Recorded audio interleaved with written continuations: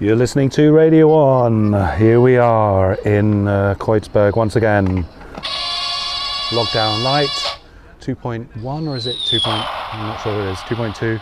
Week 2 of the 4-week lockdown, though I'm not sure the virus understands times. Yes, we have a small audience of mice wishing us the best for this show. Thanks. I couldn't understand what you were saying during the introduction because of the introductory. The orchestra was playing too loud. Yep, indeed. Radio 1. Yeah, maybe you didn't know, but there was a bomb by Prinzenstraße, so the U1 and U3 were closed off yesterday. As I was walking through Maybachufer yesterday, I saw that there were red and yellow, red and white strings across the station. No one could go on the trains in case of explosion. And thousands of people were evacuated. I think this is all organized by the tourist board. And Really? since this was projected like years ahead. What, the bomb? It was in 1939 to 1945. No, not actually. reckoning with the COVID lockdown. And this is what they do in Berlin every year, every 2 years, that they find a bomb and to keep the memory alive. And then people and the tourists will say, oh yeah, they found a bomb recently, all these bombs that fell in Berlin. And then when the tourists come, they feel this old nostalgia. Yeah, from once this was bombed completely, and they wonder at the amount of old houses that they encounter, so like at the other side of the canal where we're sitting at now, the Landwehr Canal. And they don't realize that it's like from only a little stretch of Berlin was really bombed. And the Russians were bombing like mad at last minute when they like clearing things out. But yesterday, in November, on November the 5th, we celebrate fireworks night in the UK, where good old Guy Fawkes was almost got very close to blowing up Parliament, and maybe yesterday was the German equivalent of that, where Prinzenstraße, which is a kind of on the way to Hallerstadt, in between Maybachufer and Hallerstadt, and it's a kind of ghost, in fact. Indeed, ghost station. That's where everyone is out here walking by away the canal, or towards it. I don't know. Around. They're not allowed to go back to their houses yet. Danger seekers. So all these people are like refugees. They're extras in a movie. Kind of. Something to do with that. Maybe. Although I think the bomb was taken to somewhere else, probably near you, Renus. The bomb museum. And then quietly. Detonated. Quiet detonations. Silent detonator. Okay, that's Berlin name of the new band. It's one of the few cities with a very clear border. It's like the agglomeration stops, and then you've got like countryside. It's a boom boom. So from you cross a bridge or whatever. Oh, so they just throw the bombs over the border or something? Yeah. Into Poland and stuff. No. Outside Berlin is not Poland. It's Brandenburg. Oh, damn! I always forget Brandenburg and Oranienburg and places like that. Yeah. But maybe they drive it to the Polish border and go to the middle of the bridge, and then they go 1, 2, 3 and hop, and then That's the end of Oranienburg. You started it anyway. No, we didn't. We'll have to build a new airport. Even though the last airport took 10 years to build, I think, a decade. More, 20, I think a double decade. 15 years. Wow. At least 15 years. Incredible. To think that none of us will ever go on it either now because of COVID as well. So no more flying, no more skating, no more kicking leaves in the forest, no more herbs, no more no more spring. Plantarms for and Germany. So, what else is in the news this week? Over to you, Renus. At number 10, number Zen, Siam. Today I read a kind of review of a book written on the mafia in Calabria. Oh. And on the cover of the book there was an aerial picture of one coastal town. Yeah. And it's like the last picturesque touristy town in Calabria before you take the ferry to Sicily. Ah, you used to live there, didn't you? Yeah. So after that little town, there's like 100 kilometers of devastated cities that are really crumbling down, and it's halfway the construction and halfway destruction. And they choose that one for the cover of the book, so that made me think a little bit from why would you choose that if you write a book about the mafia. But yeah. Maybe the publishers were connected with the mafia. No, I think the publishers think from what is the view of Italy, of people in Holland, and then there's of course roofs and these kind of houses and a little town. So they take that one, and they don't want to have a view of houses halfway their construction or deconstruction or destruction from one of those three that you don't know for what's happening here, because it's something. It's like what you imagine a third world would look like. Apart from that, third world doesn't look like that anymore. It looks more like Leipzig. After they pumped all the turbo money into it. Oh, I see. I thought you were going to say depunkify it. So that made that's my news of today. That I immediately started traveling around in my memories. And, you were living in an old hotel, weren't you? Is that right? On the seafront. Yeah. And old hotel, not that old, built in the early 70s, and still was used as a tourist resort. But everything was noir there, is that right? Noir? Noir, yeah. Everything was in black and white, the whole thing. You know, like living in a detective series. That's in my imagination. Yeah, no. Beautiful black and white sunsets. In fact, it was very much colorful, and recently I saw. I don't know why. Must have been one of the series. I saw the coastline of California. What? From there, you can see the coastline? No, on television. I saw the coastline of California, and I thought, the view from the coast on that part of Calabria was way more beautiful than the Californian one. Was it surfing city? There were surfers, way up more north, but the waves were very modest, I must say. You had to wait winter or an earthquake.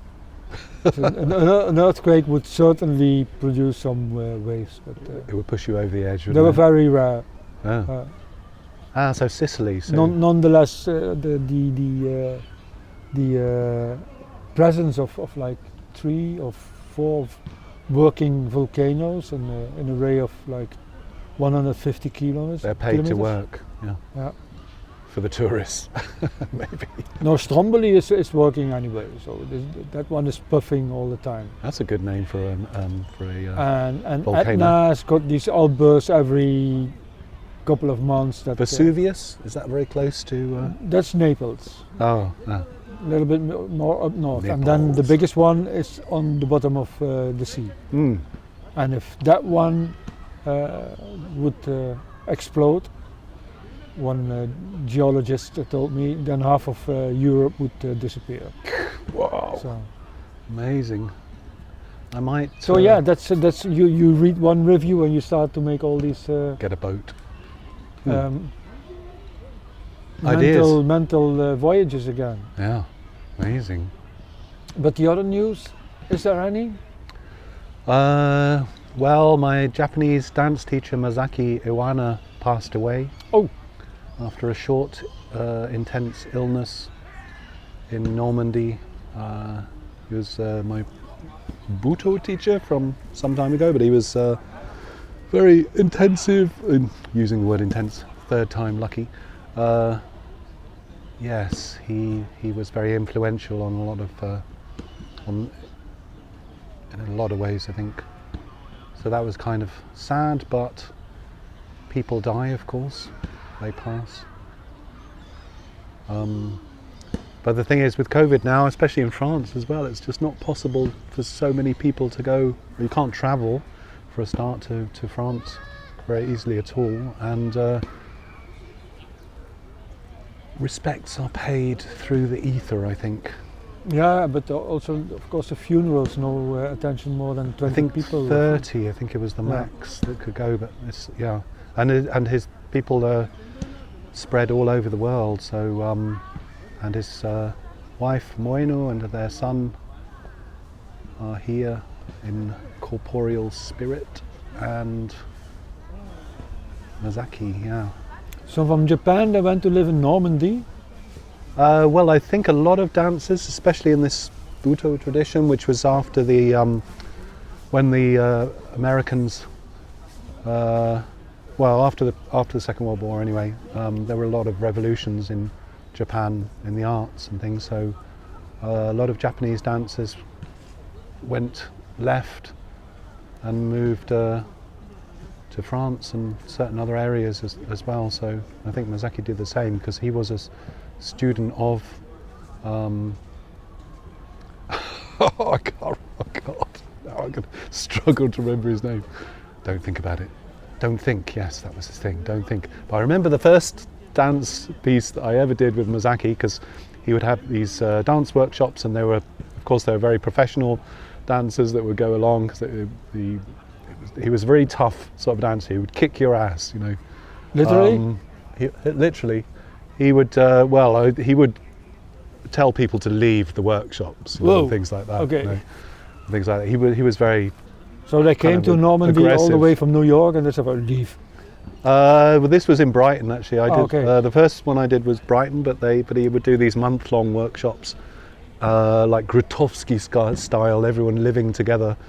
And working together and dancing every day, and then doing lots of, and then a spectacle at the end, a big kind of Austerlung performance for the public and things. But you would dance every day from morning till night, and then we would all eat together and celebrate in the evenings and things on this kind of farmstead in the countryside in Normandy. You know, beautiful, but yeah, you would, yeah, you really knew you worked really hard with the body. Anyway, but the first workshop I did with him, it follows intensive body work for maybe a couple of hours, stretching exercises and all sorts of stuff, and then he would do this poetic movement exercises based on a phrase, you know, kind of haiku sort of style, and then you would do a collective dance piece at the end. Yeah, and the aim was that everyone would dance their own solos, but together, and then maybe something happens. But I had no idea. Haiku. So you follow the collective. So there would be So there would be he would give a phrase. So not how it's written. That's the movement. No. But you would just eat the words, and then maybe it guides you in some kind of way. But that was part of the poetic sort of movement. Someone's got a silver plastic gun right in front of us, one of the dads. I don't know where he's going, but he's searching for his young child. Here we are in Kreuzberg. But this particular dance piece, so I had no idea. I was very naive. I'd always done lots of different kinds of forms of dance, but nothing like butoh, which was and his particular kind, which was poetic, but full of body work and at the same time anyway, but I had not a clue, which might have been fortunate. So maybe 10 dancers, you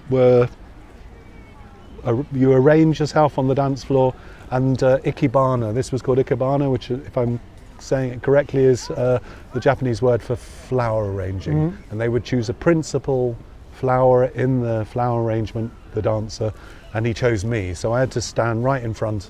The rest of the dancers, they were arranged around, they threw themselves into the space, and then we would start, and I think it was 20 minutes, and he clapped his hands, but I had no idea what that was supposed to mean, and I just stayed still for 20 minutes, which I was always very good at anyway, because I did lots of life modelling and things like that before, so I kind of excelled at just doing nothing, you know. So I just faced the audience, which was him, and maybe some other dancers, I don't know. And then, so 20 minutes, I think 25 minutes, and then at the end he clapped again. But the other people were moving around you? I couldn't see anyone, but I could feel that people were moving, yeah. But I just stayed still. No, it was, eyes were open, you know. Or you can do what you feel, you know. The aim was to feel the body and trust the body, but I, you know, like I say, it was my first workshop with him, so it was a kind of mystery, everything was a mystery. And at the end, Masaki was not one to give praise at all, you know, so any little tiny little morsel from the table, you know, that fell onto the floor for his dancers was kind of unusual. But he said at the end, I'm not bigging up my ego now, but he said, those of you who think you are professional dancers should leave immediately. I think he said here, Adrian, for me, most intense dancer here for this piece, you know, and he was gave this kind of lesson, you know, that this is.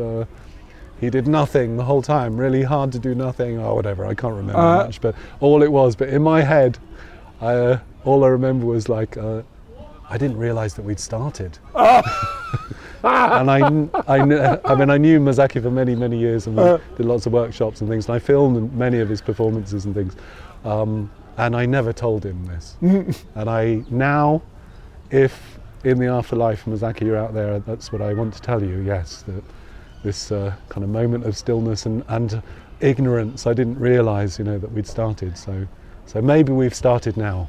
I don't know, but maybe this show but there's of course something very deep in realising that you didn't start yet.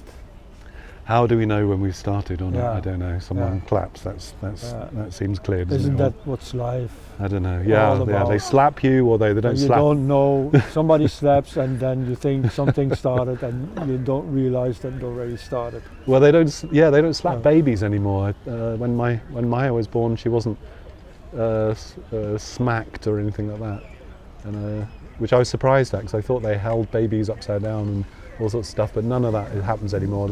As long as the baby's breathing, like that's all they care about, I think, you know, and can suck the nipple as soon as possible, if possible. Then that's the important thing. But for death and passing away, I think Masaki passed away. Certainly, from what Moeno has said, that he passed away peacefully in his sleep.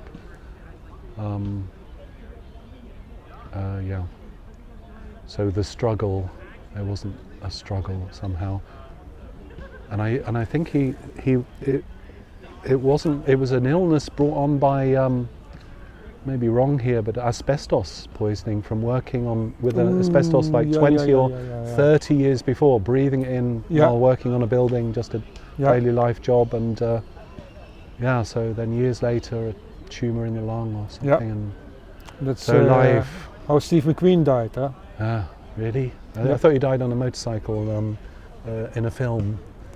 No, was it Escape from Alcatraz? No, Escape from New York? No, Escape from somewhere? Escape from Radio 1? I don't know. We will all pass, it's inevitable in the end, but keep breathing, everybody. Look, all these people doing their exercises really close together. COVID-19, here it is, Sunday and November 2020. People are exercising like mad. Well, one woman is trying to fly, I think. She might actually manage it if she gets onto a trampoline in the Spielplatz there. But people are walking. Oh, there's more people over there. There's more doing it. The same thing, but in a different group. I think it's a warming up of a circus. Doing their legs flapping, acrobats. Arms flapping side to side. You get the. We will see some heavy trapeze. No doubt. Might see acrobacy. Might see some aerial trapeze into the trees. Meanwhile, the birds are doing it with ease on the canal, and the Landwehr Canal. Anyway, they are preparing for something, but I don't know what. There's people punching each other with gloves. But if I see this, I always think from, this is a Facebook group. Oh yeah, let's meet they've in the come park together. and do some exercises. Whoa, amazing. Yeah. They've actually stopped being on the computer or their phones and everything, and then met up.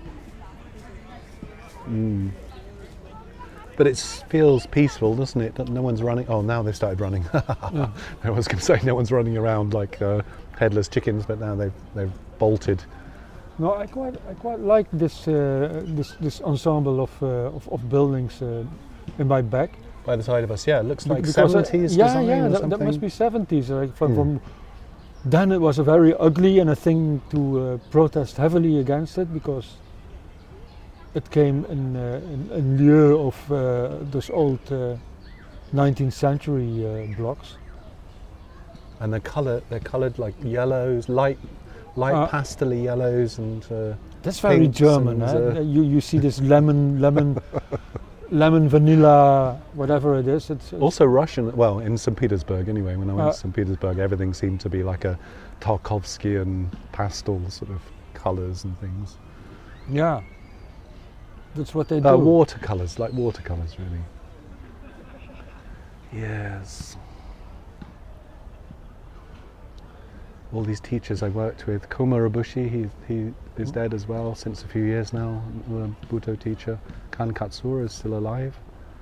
Many of them, what can I say, they're different generations of dancers. But during the war, that was the thing, the Japanese dancers and German dancers came together because butoh itself was really influenced by German expressionism. Like a cultural exchange of the Axis? Exactly, yeah. I mean, that's why America was not any, they were the enemy. Was much more, yeah, they were. But the American dancers were more into deconstructionism. They deconstructed existing forms and then worked on that kind of stuff. No, it's not possible. The deconstruction is invented in the 70s. No, but in the 60s. But in dance, anyway. Step dance. Yeah. Well, step was Russian. Butoh is called step dance. Actually, that's step dance, not tap dance. Step dance. Oh yeah, it was but would Michael Jackson have been a good butoh dancer? Oh me, I don't. That's a good question. I mean, if you're Fred Astaire admired Michael Jackson. Good. Oh. But there's many forms of dance. But this particular dance was a dance from feeling. To try and trust the body and dance from the heart, in a sense. To feel the body and the sense is that the body has its own life without thinking, to dance without thinking. Whereas the American sort of dance, as it progressed from modern dance, was that to treat the body in a deconstructed way. Yeah, that was it. Yeah. So it was more robotic, without feeling, in a sense. More technique. Yeah. Yeah. Acrobat. But that's the word again. L'acrobat. But could you or is it ever done that they did a butoh on figure ice skating? Butoh on ice skating. Well, I mean, it is interesting because as soon as gravity. We dance with gravity. You can't escape gravity, can you? But some of the pieces. I mean, there were no rules. There's no rules, and every teacher would dance differently. The aim is to find your own dance. And you don't need music. Discover your own dance. Well, there is sound everywhere, so you could dance to sound everywhere. Masaki would use music, but he would use it in a not for the dance in a Mickey Mouse style. That music starts, dancer starts, or not to dance with the music. You could dance against the music or with silence, but there's as we know, there is sound everywhere.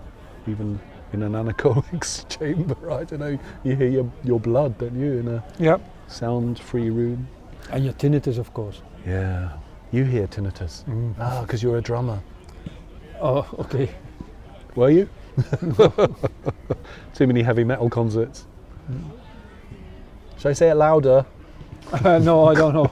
Uncle Renus. No, it wasn't the feedback of an e-guitar. Avatar. An e-guitar, a feedback of an e-guitar that went on and on and on and on and on, and that that broke my already very feeble hearing. Hearing. Yeah. What can we hear now? Birds, people. No, this music, I'm trying to locate it geographically.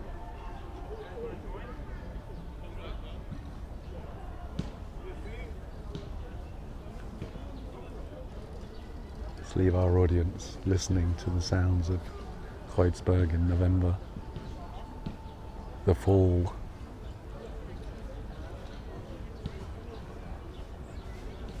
All these people walking. I mean, it's Sunday and then people start to walk.